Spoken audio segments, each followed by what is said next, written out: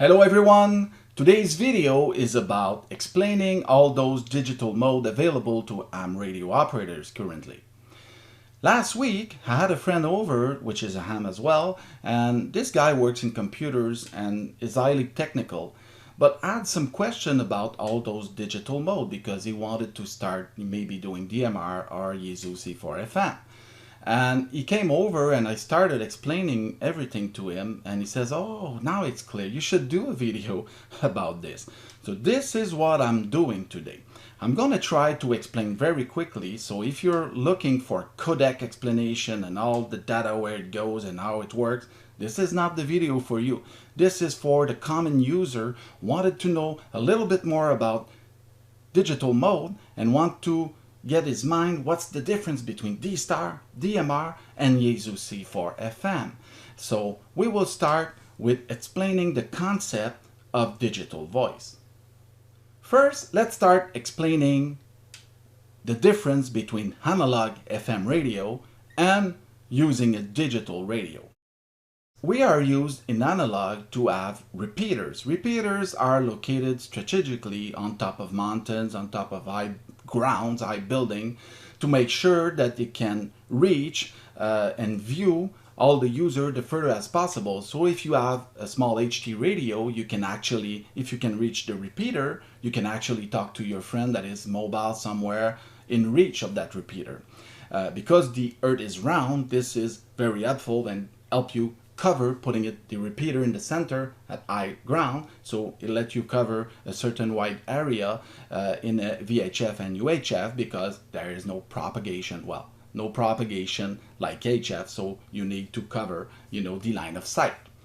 So this is the reason of repeater. When it's come to digital, what happened is that we use the internet to interconnect station and repeaters.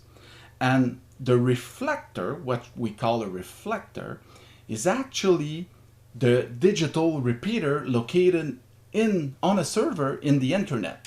And this server, what it does is actually act like a repeater, but in the IP world. So every repeater and station connected into that reflector are actually hearing each other and are being broadcast locally on every repeater and every station that are connected in there. So it actually acts like an IP repeater. So that's what is a reflector is. And over time, there was some different type of reflector server developed, okay, having more feature or whatever. And this is why sometimes it gets confusing where you can connect with different mode and different hotspot. So we will start explaining the mode and explaining which type of reflector you can reach in that mode. So let's start with DStar. DStar is actually the oldest digital mode specifically made for ham radio. It was invented by the Japan Amateur Radio League, which is the JIRL. And it was invented in the beginning of year 2000-2001. And in 2007, ICOM started to produce mass radio for VHF, UHF use. There was some 1.2 gig radio before, but they started mainly in 2007 with the famous IC2820 and also the IC91. They also made some module that you can add into different type of their radio to do DStar. So this was implemented in 2007 when it started. And then repeaters and gateway got connected, and it's all started like this. At first, there was only the ICOM network, but then it developed into an open source, and there was able to have different type of reflector starting from around 2010, 2012, and then we saw some digital hotspot appears in the market, so you can use it to reach those repeater interconnected. To transmit in DStar or for being retransmit into the IP world, you need to have your call sign approved into a trust server somewhere. And there's a process of registration for that. And then it works with your call sign, and you can use any DStar reflector or repeater. What happened is there's different type of reflector. There's the DCS, there is the RAF, there is the XRF, and the newly XLX. And what happened is when you connect into a DCS reflector, well, you're in the DCS world, and then you have the XRF, and they all have different, type of approach. Some are newer than the others. Some can do cross mode between different mode, and so it's very, it all depends of the size up and who's managing it.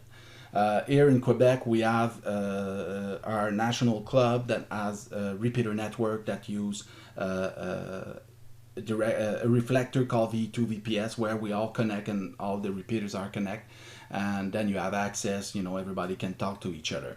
So it all depends, in your area, which reflector are popular and which one your friend use, okay? But remember that DStar is the oldest mode, so yes, at first the DStar sounds a little bit nasal, when people talk, and seems more compressed, but with the newly radio that they got on the market, like the ID 5100 I have here, well, actually it got better over time and the audio is way better. So if you tried DStar like almost 10 years ago and didn't like it, well, try it again today with a newer radio, and then you will find that it got a lot better. There also, now since 2016, Kenwood is making this radio here, which is a DStar dual band, and they have RX and TX EQ. And if you look at the card here, you can actually hear the difference between using an EQ in DStar or not using it, and you will see that the audio got better over time. So this is the DStar. DMR, Digital Mobile Radio. This is a business standard that was developed in Europe, and this standard makes it available to any manufacturer that want to do a digital radio. So that's why you will find like more than a dozen manufacturers doing DMR radio. And this is very interesting because a lot of Chinese companies started making those radio, especially made for commercial, and they are, very commercial grade radio, and they made it for very low cost. So this makes this mode very available in budget wise to any hams, and maybe a good way to start doing radio. So this mode is the fastest growing digital mode currently in the amateur radio community. So this is a very important mode. And since it was developed for commercial, all the language and the term they use, it's all different than what we used to. So it's very important to understand the difference between the type of DMR and the type of reflector, repeater, and all the language we use to do DMR. But let's start with DMR. DMR, there is 3 types of DMR. And if you want to do AM radio, for now, as is 2018 in January, you need to look for a Tier 2 radio. That's very important. And the Tier 2 radio is those radio that are usually stated moto turbo compatible. This is important, but be aware that you need to see Tier 2. Okay, that's very important. If you have a Tier 1 DMR. Tier 1 DMR is actually 6.25 kilohertz bandwidth per channel, and there is a FDMA, which is frequency, hold on a second, this FDMA, I gotta get the right description for you, which is frequency division multiple access. This means that every 6.25 kilohertz is a different channel, and that's it, that is fixed. When you have it, this is called usually DPMR, okay? Very important. This is not commonly used by hams. Then you have the Tier 2, which is the DMR compatible with moto turbo. This Tier 2 is not FDMA. This is TDMA, which means time division multiplexing access, okay? That means you share two 6.25 kilohertz bandwidth in one channel, but you share it as a time sharing, okay? Let's say you have a token that switches very fast between the two communication, so you can actually have two communication at the same time on the same frequency, but on different time slot. That's what is the time slot. So there's the TS1 and there's the TS2. And there's some principle, some convention how to use TS1 and how to use TS2. Let's say for hotspot, usually we always use TS2. Okay, that's very important. They also use the talk group. The talk group also make links between reflector, okay? And this is important because some talk groups, will be set with different, on the same repeater, on the same frequency. Let's say you have time slot 1, then you have different access to different talk group, and you need to program that talk group. It's work more like a DCS or a tone, similar like that, okay? But it's not this, but just to make you understand. So if you want to talk to the people in that time slot, in that specific trunk group, then you need to do the correct configuration into your radio to bring up that trunk group and be part of that conversation or that group. So this is different than what we used to use as term. Okay. Also, they talk about the code plug. The code plug is actually a configuration file that you upload in the radio. It's actually the full configuration of the radio you need to set up with a computer, with a CPS, okay, code plug system that you can use to program the radio. But keep in mind, it's just like configuring any radio from a computer, okay? So the code plug is actually the file of the configuration. You also have the, in DMR, you heard sometimes the color code. Color code is like some sort of a digital tone, so it's not, most of the time we always use the basic one, we don't touch to that. And there is, you need to get informed about the convention, where to, which reflector you can use. Now, there is different type of reflector or interconnection via the internet with this digital mode. There is, at first there was the digital DMR-MARC network with actually the Motorola system for linking repeater together. But today, and this was not accessible by hotspot, but today it is accessible by hotspot using the IPSC reflector servers, okay? This is actually the link between the two. You also have the DMR Plus servers that were started in Europe. The DMR Plus server actually are a reflector, a network of reflector, and every server has the same reflector. And if you are on 4322 on one server, you are being heard and connected to 4322 on another server. That is very important. That is particular to DMR Plus. There's also the DMR Brandmeister, okay, or BM. Brandmeister is similar to DMR Plus, but it's getting more and more popular because the server setup is very accessible to AMs, so it got spread very fast. And some repeater have trunk group that are linked to Brandmeister, and sometime another trunk group on DMR Plus, and everything is linked together, so it can get confusing. But just remember, in the IP world, you can have one reflector on one type of server, let's say DMR Plus, and one on Brandmeister that are bridged together somewhere. Okay, so this is why it can get confusing, but it's very important to see, if you want to reach someone, which type of reflector you want to go in. Brandmeister, let's say you are on 4327, while you talk to everybody on Brandmeister that is connected to that reflector room or that reflector port, if you want. And the same thing in DMR Plus, but DMR Plus and Brandmeister doesn't talk to each other necessarily. It's two different systems, as the DMR-MARC is another system, and as the IPCS2 is another system. So I know it's confusing, but the good thing about it, the good news, is everybody's synchronized, that they use the DMR ID, digital ID, managed by DMR-MARC. So if you want an ID and use any of the DMR hotspot, even in System Fusion, that will go right after this mode, then you need this DMR ID. Okay, so that's very important. Now let's move to C4FM. C4FM is actually the correct mode name, but it is called Yaesu System Fusion. This is the latest digital mode available to ham radio. It started in 2013. I know they made some radio. The repeater appeared at the end of 2014, and then it started to be spreading amongst ham radio. And this mode actually used 6.25 kilohertz, just like DMR, when you are in digital narrow, which is digital, which is narrow voice, if you want. Okay, DN for digital narrow. But you have the option to use on the channel up to 12.5 kilohertz. That means instead of having 2 time slots, they just added to the channel. So you can go in voice wide. Voice wide is actually 12.5 kilohertz. So that makes Yaesu System Fusion audio one of the best, or the closest to FM quality you can get, and it's very, very good.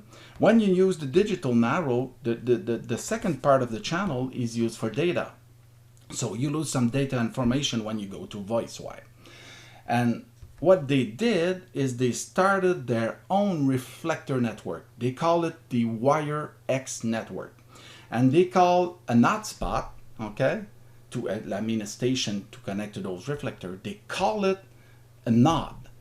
And every user that has a WireX box and a radio connected to it, okay, well, actually can have their own node, plus they can create their own room. The room is a reflector. And if you create your own room and invite your friend in that room, well, you can talk to any of your friends in that room. And some room has some repeater connected to the WireX network, so you do our broadcast onto those repeater as well. And this is how WireX works. It's very stable, it gives you a very good result, but it requires infrastructure. You need, if you want to use or have a own node, you need to buy a radio that is compatible. You need to buy the WireX box.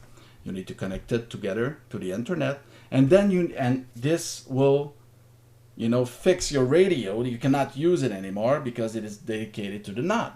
So you will need another radio to enter to that node. So this can cost a lot of money. Other than WireX, there is actually two other modes of other than WireX, there is two type of reflector system that supports Yaesu Fusion. There is the FCS, okay, that you can actually connect. And with FCS reflector, if you are on FCS 001 server and another one on FCS 003 server, and both of you are on the room or port, whatever you call it, 01, well, you will not hear each other. All server have their port are dedicated to that server. So 40, let's say 05 on FCS 003 is not the same 05 as on FCS 001. So unless someone bridged those together using two hotspots, well, it won't talk to each other. But everybody in that room on that server gonna talk to each other. Okay, that's very important. That's the difference between this type of server and DMR. And then you have YSF, that is another type of reflector server that you can use to use your C4FM radio. And when you use those reflectors, you don't need the WireX setup. You just have an hotspot that, you know, that you can reach that. And if someone has made a bridge, let's say they put an hotspot directly on a repeater at the same frequency and bridge a room on the FCS server to the WireX network that the repeater is connected to, then you can reach that WireX room using the FCS server or the YSF server. So I know this is confusing, but keep in mind that AM radio, we have the creativity to bridge those modes, and some servers now support more than one mode. So this developed very quickly. So it's gonna happen very soon. It's already available that you can, you know, do DMR with a C4FM radio or do C4FM with a DMR radio if you have an open spot. And this is currently available. So that's why it gets complicated, but read, you know, take the time to research on each mode and understand them. But just keep in mind, most of the difference are the terms that we use and the language that we use in different modes. Some of you may think that why all those modes, why not all the same mode? I agree with you to a certain degree, but different modes make it fun for AM to learn new things. So this is what I like about the digital mode. So you can learn stuff and see the difference, and they all have their benefit, and you know and they're failed. They have, you know, you take the best out of it, and you most of all, there is a lot of reflector to listen right currently, and this can get, you know, hard to get activity because there's so much place, you know, every hams group are spread out through different modes and reflectors. But it's so fun, you know, and when you find a good spot where there's activity and you get to meet good people that do experiment with digital mode, and most of the hams now that are very passionate about digital do all the modes, so they are active on every mode and they are their favorite reflectors. But keep in mind, before you buy a digital radio, please just look at your friend, ask them what they do, and just follow, go where your friends are. If they are in DStar, well, buy a DStar first and go, you know, talk to them. And that's the main thing that should, you know, make you decide which mode you're gonna start from. That depends where your friends are. So this concludes this video. I do hope that you really like it, that I did not confuse you more than you were. I know it can get confusing. Sometimes I even listen my own video and I get confused myself because I'm just in my mind understand it. It takes years, you know, to fully understand digital mode. But this video, I hope this helps you to get started, and you know, to don't be scared about this. It's just terminology, and start with one mode, have fun, discover, learn. This is the great thing about ham radio. Hope you enjoy. Please subscribe, support this channel. If you like what I do, please subscribe. This is the best way to support, to encourage me to do some more. Thank you very much for listening. 73, and catch you some other time.